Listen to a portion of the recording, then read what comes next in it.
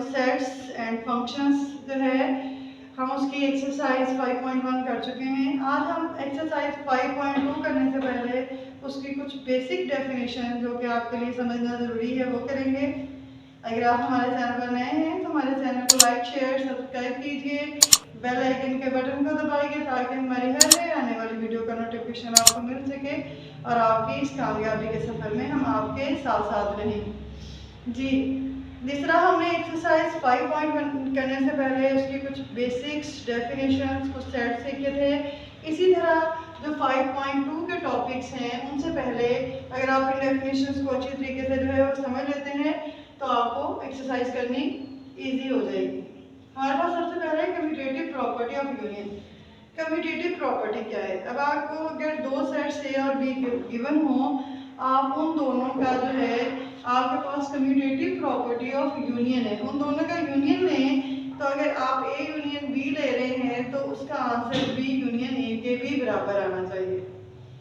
Commutative property always hold करती है two sets के लिए, ये बात आपने याद रखनी है, ठीक है।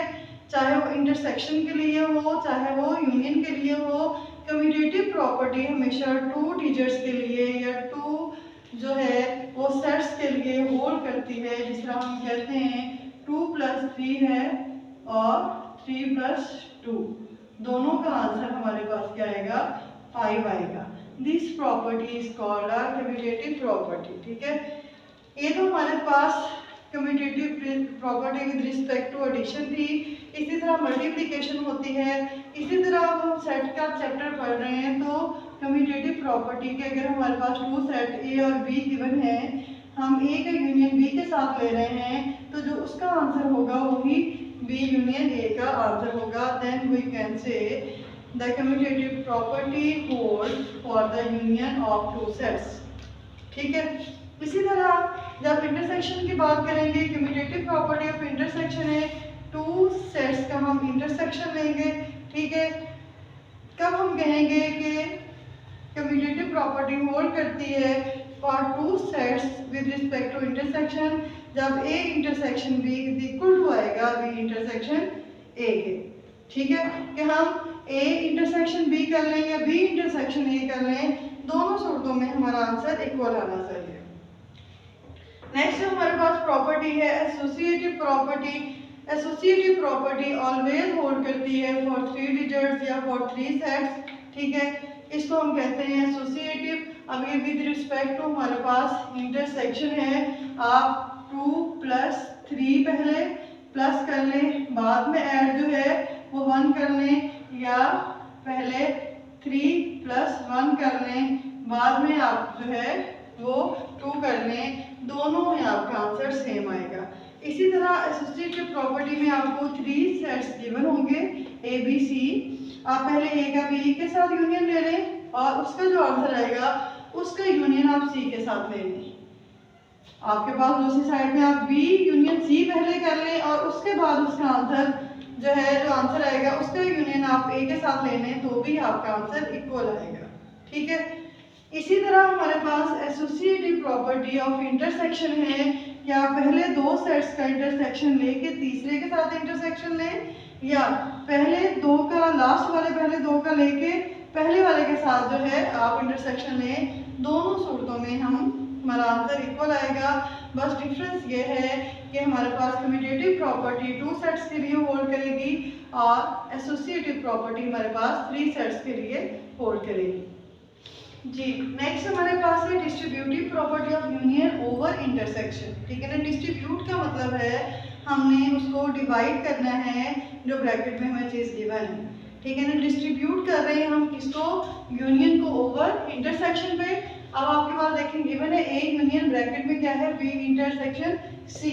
अब अगर आप इस साइड पे वर्क करें तो हमने डिस्ट्रीब्यूट कर दिया है आपके यूनियन को किस पर?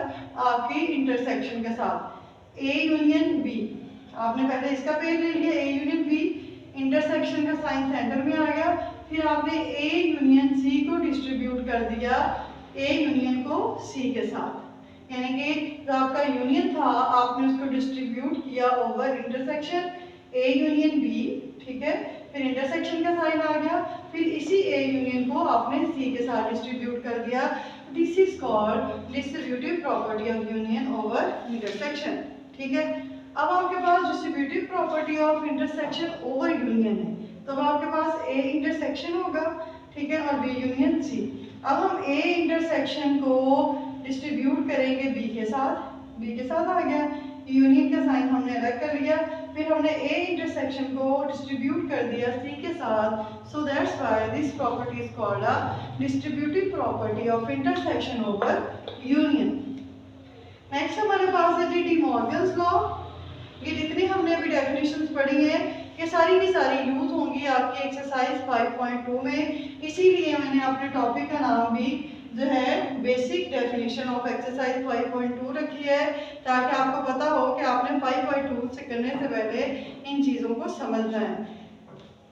अब आगे हमारे पास है डी मॉर्गन्स लॉ। ठीक है, डी मॉर्गन्स लॉ क्या है? डी मॉर्गन्स लॉ है कि आप कई क्वेश्चन आपको आते हैं, जस्ट क्वेश्चन दिया गया होता है और आपसे कहा जाता है कि आप डी मॉर्गन्स लॉ को फाइंड करें। डी मॉर्गन्स लॉ आपको जुबानी याद होने चाहिए। ठीक है, कि ए यूनियन बी का अगर हम जो है वो इंटरसेक्शन ले रहे हैं, कॉम्प्लीमेंट ले रहे हैं, ए यूनियन बी का हम कॉम्प्लीमेंट लेंगे तो वो किसकी को लाएगा? ए कॉम्प्लीमेंट, यू का साइन है, यूनियन का साइन है, चेंज हो जाएगा इंटरसेक्शन में इनटू बी कॉम्प्लीमेंट, यानी कि कॉम्प्लीमेंट हम डिस्ट्रीब्यूट कर देंगे ए और बी के साथ और यूनियन का साइन चेंज हो जाएगा इंटरसेक्शन में।